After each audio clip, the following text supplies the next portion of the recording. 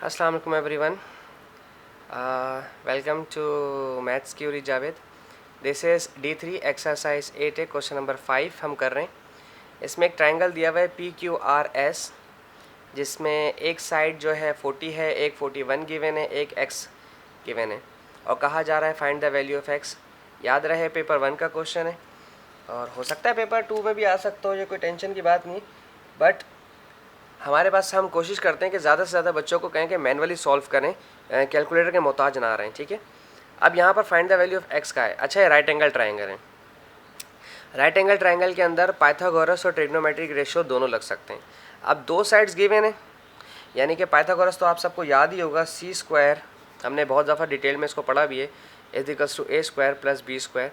कुछ बच्चों ने इसे हाइपोटेन्यूस का स्क्वायर पढ़ा है और एडजेसेंट का स्क्वायर प्लस बेस का स्क्वायर। तो इससे कोई फ़र्क नहीं पड़ता कि आपने क्या पढ़ा है, आपने समझा क्या है, ये फ़र्क ये मैटर्स करता है कि आपने इस फॉर्मूले को कितना अंडरस्टैंड किया है। कि जब भी कभी एक राइट एंगल ट्रायंगल आ जाए जिसमें 90 डिग्री होता है, ये जो बॉक्स है शो करता है कि 90 डिग्री है, तो जब भी कभी ये बॉक्स शो करने वाला राइट एंगल ट्रायंगल 90 डिग्री वाला जब एंगल ट्रायंगल आ जाता है और दो साइड्स गिवन है, जैसे यहाँ दो साइड्स गिवन है, एक ये वाली लाइन की साइड वैल्यू गिवन है, एक इस लाइन की वैल्यू गिवन है, ये साइड गिवन है, सिर्फ ये रह गई है। तीन में से दो गिवन है, एक अननोन है, तो ये वाला फार्मूला बेस्ट है आपके पास कोई सी भी एक साइड मालूम करने का। इससे कोई फ़र्क नहीं पड़ता कि कौन सा मालूम करना है, कौन सा गिवन है, कौन सा, बस दो साइड आपके पास अगर गिवन है, दो लाइनों की वैल्यू आपके पास गिवन है, तो तीसरी लाइन की वैल्यू आप इजीली मालूम कर सकते हैं, बस टू लाइन्स आपके पास गिवन हो। 90 के ऑपोजिट वाला हाइपोटेन्यूस होता है, ये बस याद रखना है, 90 के ऑपोजिट वाला हाइपोटेन्यूस ये है 41। तो मैं यहाँ पर 41 का स्क्वायर कर देता हूँ। अब आ जाते हैं एडजेसेंट पे। अच्छा, अब ना तो यहाँ एंगल गिवन है, ना तो यहाँ एंगल गिवन है, तो मैं अभी फ़िलहाल ना तो इसे एडजेसेंट कह पाता हूँ, ना तो इसे एडजेसेंट कह पाता हूँ। बट इन दोनों में से कोई एक एडजेसेंट है और कोई एक बेस है, और वो दोनों इस तरफ हैं। अब चाहे इसको लिख दूँ या चाहे इसको लिख दूँ, कोई फ़र्क नहीं पड़ता। सिंपल आप लिखेंगे एक्स का स्क्वायर प्लस 40 का स्क्वायर। ठीक है जी, ये प्लस कर रहे हैं, वहाँ जाकर माइनस करें। 41 का स्क्वायर गालिबन होता है 221, मुझे याद नहीं आ रहा, और 40 का स्क्वायर गालिबन या 441 होता है या 481 होता है गालिबन, आई गेस सो, या 1681 होता है गालिबन, मुझे सही से याद नहीं पड़ रहा। माइनस और इसका तो 1600 कंफर्म होता है। ठीक है, यहाँ पे एक्स स्क्वायर लेफ्ट। अब 1681 में से 1600 माइनस किया तो 81 बचा। असल में कैलकुलेटर से अगर हम करें, बिना कैलकुलेटर करेंगे तो मैं आपको 41 को 41 से मल्टीप्लाई करवाता, फिर 40 का 4 4 16 हो गया, इसका डबल ज़ीरो आ गया, ये तो आसानी से आ गया।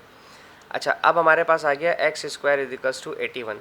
आपको पता है आपने यूँ जब स्क्वायर रूट लेते हैं तो यहाँ पर भी स्क्वायर रूट लगता है, बट यहाँ प्लस माइनस भी आता है।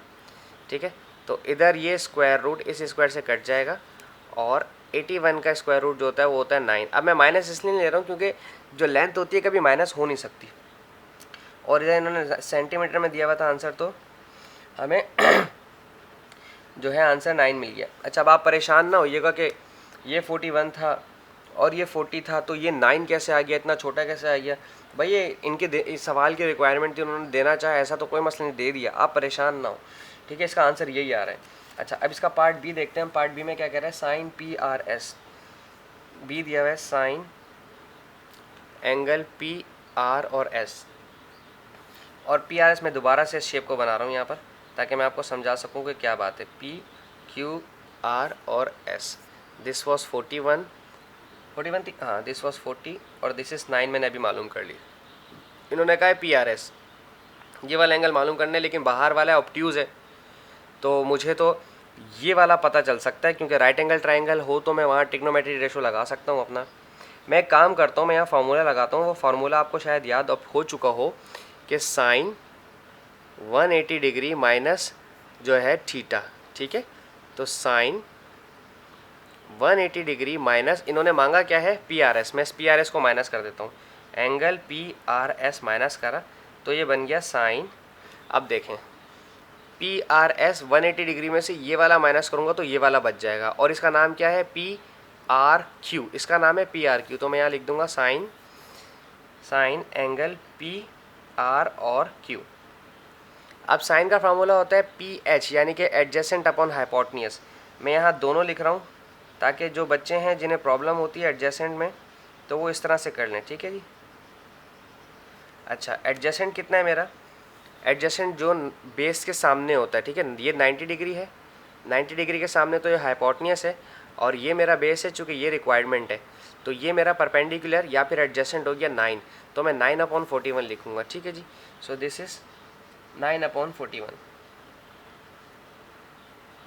ठीक है, ये मैंने लिख दिया और यही आंसर आ रहा है मेरा बुक में भी बैक साइड पे। अब है cos PRS, फिर वही चीज़, फिर इन्होंने वही चीज़ कही, बी का पार्ट 2 cos एंगल PRS, फिर वही बाहर का एंगल मालूम करने को कहा है, तो हम cos का फार्मूला हमें याद है, minus cos 180 degree minus angle required angle minus कर दें, सो गिवन एंगल लिखा जाएगा माइनस।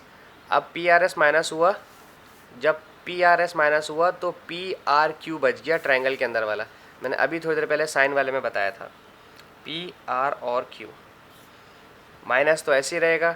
कॉस का फार्मूला होता है PH base upon hypotenuse, base कितनी थी 40 जहाँ पे एंगल था और हाइपोटेन्यूस था 41, तो माइनस 40/41 इसका आंसर आ गया। अब इसके बाद फिर से तीसरा सवाल पूछा है, थर्ड पार्ट पूछा है इसका, टेंजेंट PRQ। देखें ये इसने PRQ, देखें यहाँ पर PRQ फार्मूला लगाने के बाद आया, लेकिन यहाँ पे उसने PRQ अंदर वाला ही पूछा है, और टेंजेंट का फार्मूला आप सबको पता है PH PB adjacent upon base होता है, ठीक है, PB मैं दोनों के लिए लिख रहा हूँ। जो बच्चे जिन्हें एडजेसेंट वाला तरीका का अच्छा लगता है और उससे कर लें, और जो ये वाला आसान है PB वाले याद है तो PB कर लें। एडजेसेंट P परपेंडिकुलर यानी कि एडजेसेंट मैंने मालूम किया था 9 था, और जो मेरा बेस था ट्रायंगल के अंदर अगर आप देखेंगे, ट्रायंगल के अंदर अगर आप देखेंगे तो ये बेस है, क्योंकि ये एंगल गिवन है, हम इसी की बात करें PRQ, इसका तो जिक्र ही नहीं हो रहा ना एंगल का, तो ये मेरा बेस है, तो 9/40 आंसर आएगा, 9/40। Oh thank you so much, I hope मैं आपकी हेल्प कर पाया हूँ। थैंक यू सो मच, अल्लाह हाफिज़, टेक केयर।